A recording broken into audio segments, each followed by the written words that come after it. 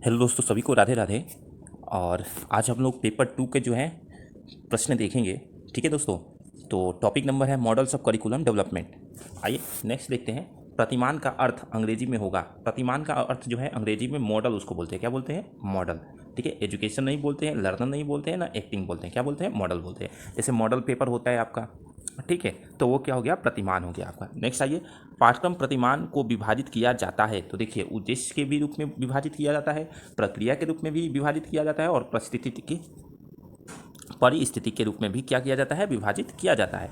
Next आइए, शरण प्रतिमान के प्रमुख पक्ष कौन कौन से हैं? तो इसका राइट आंसर हो जाएगा सभी। 3 थे उनके, अदा, प्रक्रिया और प्रदा। ध्यान रखिएगा, शरण प्रतिमान के प्रमुख पक्ष 3 थे। कौन कौन? अदा, प्रक्रिया और प्रदा, यानी इसके राइट आंसर हो जाएंगे सभी। नेक्स्ट आइए, जमीनी प्रतिमान का अर्थ है।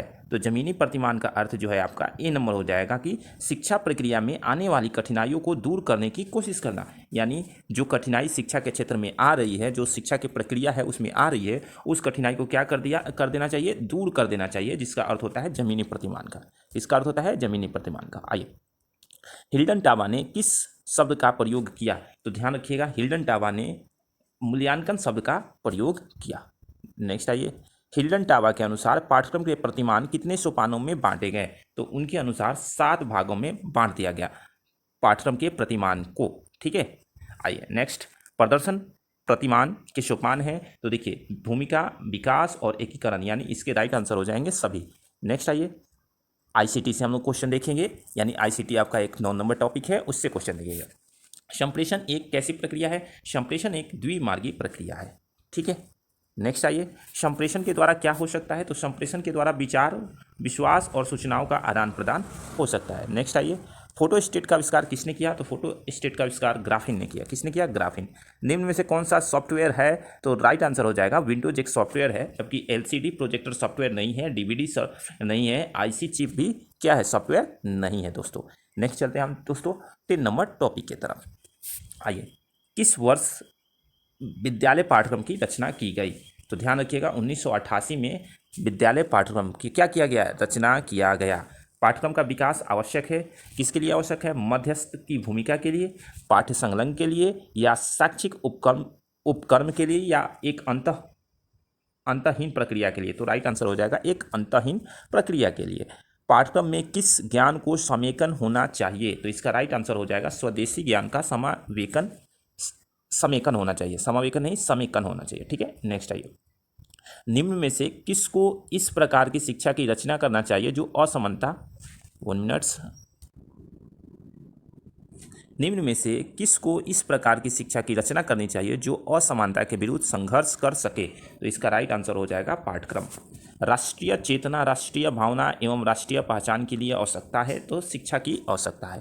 ठीक है, नेक्स्ट आइए, एक सार्थक पाठ्यक्रम को किसके प्रति उत्तरदायी होना चाहिए? तो इसका राइट आंसर हो जाएगा शिक्षा के प्रति उत्तरदायी होना चाहिए एक सार्थक पाठ्यक्रम को। ठीक है, नेक्स्ट, राष्ट्रीय एकता को विकसित कर सकती है, तो इसका राइट आंसर हो जाएगा शिक्षा। ठीक है, भूमंडलीकरण की आवश्यकता तत्व नहीं है, तो इसका राइट आंसर हो जाएगा धोखाधड़ी। ठीक है, ग्लोबलाइजेशन बोलते हैं उसको, भूमंडलीकरण को। ठीक है, अब आइए नेक्स्ट, पाठ्यक्रम सहयोग सामग्री की भूमिका। चिल्ड्रन बुक ट्रस्ट की स्थापना कब हुई? तो इसकी राइट आंसर हो जाएगा 1957। नेक्स्ट आइए, पाठ्य पुस्तक ज्ञान, आदतों, भावनाओं और क्रियाओं के प्रवृत्ति के संपूर्ण योग है, यह कथन किससे संबंधित है? तो इसका हैरी लिकर से।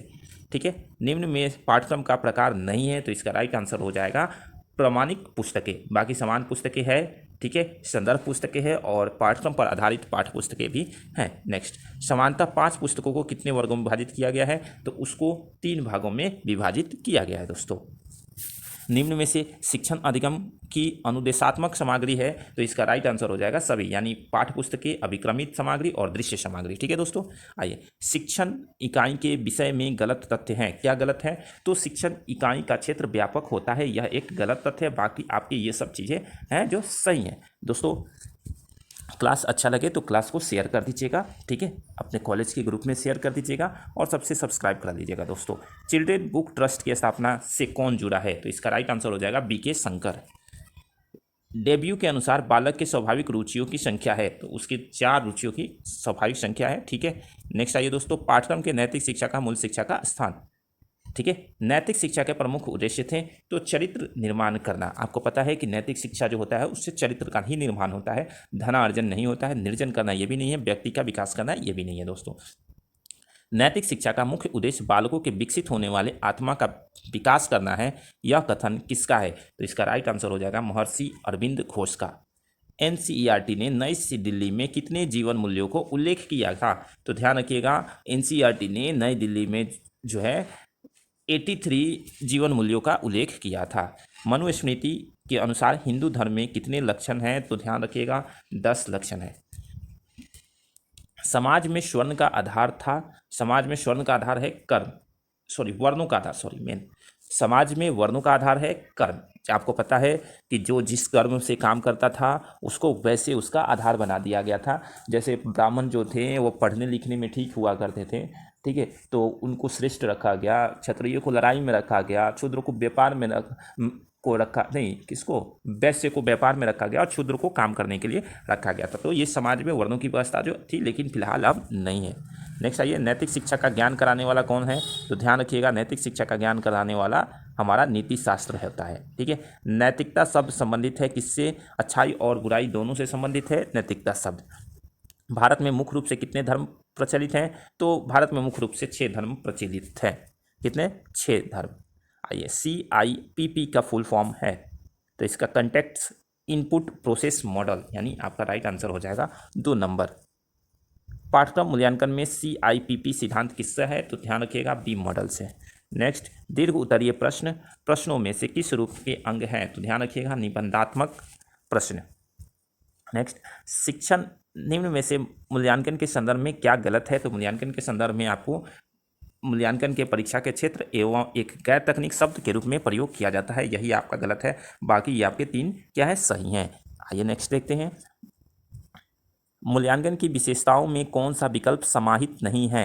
तो इसका राइट आंसर हो जाएगा केवल कक्षा कक्ष तक सीमित रहना। निबंधात्मक प्रश्नों के उत्तरों का समावेशन कितने रूप में किया जाता है? तो ध्यान रखिएगा, इसको जो है 3 रूपों में किया जाता है। आइए नेक्स्ट, मूल्यांकन एक ऐसी प्रक्रिया है जिसके द्वारा स्कूल के प्रगति करते हुए विद्यार्थी को व्यावसायिक परिवर्तन के साक्ष्यों को एकत्रित करके उनके व्याख्या की जाती है। यह परिभाषा किस विद्वान का है? तो लैन एवन हाना का है। एक आदर्श मूल्यांकन की विशेषता नहीं है, तो इसका राइट आंसर हो जाएगा विस्तृत रूप में।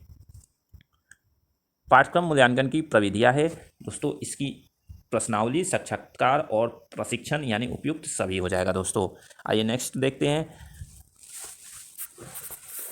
अधिगमकर्ता तथा सतत और व्यापक मूल्यांकन। टॉपिक नंबर 14 है, मूल्यांकन निरंतर चलने वाली प्रक्रिया है। यह छात्रों को औपचारिक शैक्षिक, निरौपचारिक शैक्षिक और उपलब्धियों का सही प्रशिक्षण करता है। यह परिभाषा किस विद्वान ने दिया? तो ध्यान रखिएगा, इसको मुफात ने दिया था।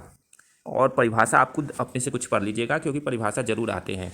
निदानात्मक परीक्षण के अंतर्गत किस प्रकार के प्रश्नों को सम्मिलित किया जाता है? तो ध्यान रखिएगा वस्तुनिष्ठ। आकलन प्रक्रिया का क्या शामिल नहीं किया जाता है? तो ध्यान रखिए, इसका बार बार प्रशिक्षण करना ये शामिल नहीं किया जाता है। परंपरागत शिक्षण प्रणाली का दोष है, तो ये हो जाएगा शिक्षा समिति होना, ये सही है। पाठ्यक्रम के सहयोग क्रियाओं का अभाव, ये भी दोष है। अनदेखी करना, ये भी दोष है, यानी आपका राइट आंसर डी हो जाएगा। परीक्षा में योगात्मक मूल्यांकन कब किया जाता है? तो ध्यान रखिएगा शिक्षण इकाई के अंत में किया जाता है। निम्न में से सतत और व्यापक मूल्यांकन का लाभ नहीं है, तो इसका राइट आंसर हो जाएगा विद्यार्थी के निष्पादन पर ऋणात्मक टिप्पणी करना। ये आपके लिए लाभ नहीं है पूछा है, यही आपका निगेटिव आंसर है, यानी आप अपने कॉमन सेंस से भी आंसर कर सकते हैं। सर्वप्रथम पत्राचार पाठ्यक्रम का आयोजन किसके द्वारा किया गया था? तो दिल्ली विश्वविद्यालय के द्वारा किया गया था। ठीक है दोस्तों, किसके द्वारा? दिल्ली विश्वविद्यालय के द्वारा किया गया था। मूल्यांकन के नवीनतम एवं आधुनिक पद्धति कौन सी थी? तो ध्यान रखिएगा सतत एवं व्यापक मूल्यांकन पद्धति थी। नेक्स्ट और लास्ट टॉपिक है, इसके बाद हम लोग अगले वीडियो में देखेंगे। विद्यालय अनुभव इंटर्नशिप कार्यक्रम क्षेत्रीय कार्य एवं पाठ्यक्रम विषय ये टॉपिक था, जिसमें इंटर शब्द का शाब्दिक अर्थ पूछा गया है। तो इसका अर्थ होता है इंटर्न का पूछा गया है, यानी कैद होता है दोस्तों। इंटर्नशिप की अवधि कितने माह तक हो सकती है? तो अधिकतम जो है 6 माह तक हो सकती है। इंटर्नशिप किसका स्वर्णिम अवसर देता है? तो यह सीखने और समझने का स्वर्णिम अवसर देता है। नेक्स्ट आइए दोस्तों, मॉक संसद किस से संबंधित है? तो इसका राइट आंसर हो जाएगा नागरिक सेवा से। नेक्स्ट आइए, किस संगठन के इंटरनल इंटर्न के रूप में मिलता है, तो ध्यान रखिएगा इसका सहकर्मी के कार्य का। नेक्स्ट, छात्रों के क्षेत्र संबंधी गृह कार्य एवं पढ़ाई गई वस्तु के कमी को किसके द्वारा पूरा किया जा सकता है, तो इसका राइट आंसर हो जाएगा, देखिए इसके तीनों चीज़ इंटर्नशिप भी कर सकते हैं, व्यवहार में परिवर्तन भी ला सकते हैं और कुशलता भी ला सकते हैं, यानी इसका राइट आंसर जो होगा ये सभी हो जाएगा दोस्तों। सैनिक, सॉरी दोस्तों, यहाँ इंटर्नशिप आंसर होगा, ये व्यवहारिकता नहीं होगा, क्योंकि देखिए जब ट्रेनिंग होती है तो उसमें इंटर्नशिप किया जाता है किसी चीज़ का, ठीक है, यानी ये जो है हमारे छात्रों के क्षेत्र में संबंधी गृह कार्य को पढ़ाई गई वस्तु को कमी को किसके द्वारा पूरा किया जा सकता है, तो इंटर्नशिप द्वारा जो भी कमियां होती है वो इंटर्नशिप द्वारा पूरा कर ली जाती है। दोस्तों सैनिक शिक्षा के एनसीसी क्रिया के अंतर्गत आते हैं, तो शारीरिक शिक्षा आता है क्या दोस्तों, शारीरिक शिक्षा आता है दोस्तों। और ये रहा हमारा आज का पूर्णतः क्वेश्चन। अब कल हम लोग देखेंगे ये सब सारे क्वेश्चन जितने हैं हमारे पास, ठीक है, और तब तक के लिए हम मिलते हैं फिर आपको अगले वीडियो में। तब तक के लिए धन्यवाद। यदि क्लास अच्छा लगे तो शेयर और सब्सक्राइब जरूर कर दीजिएगा, और ध्यान रखिएगा जब भी क्लास शेयर करिएगा कॉलेज के ग्रुप में शेयर करिएगा, ताकि बहुत सारे लोगों को मदद मिल सके। चलिए धन्यवाद।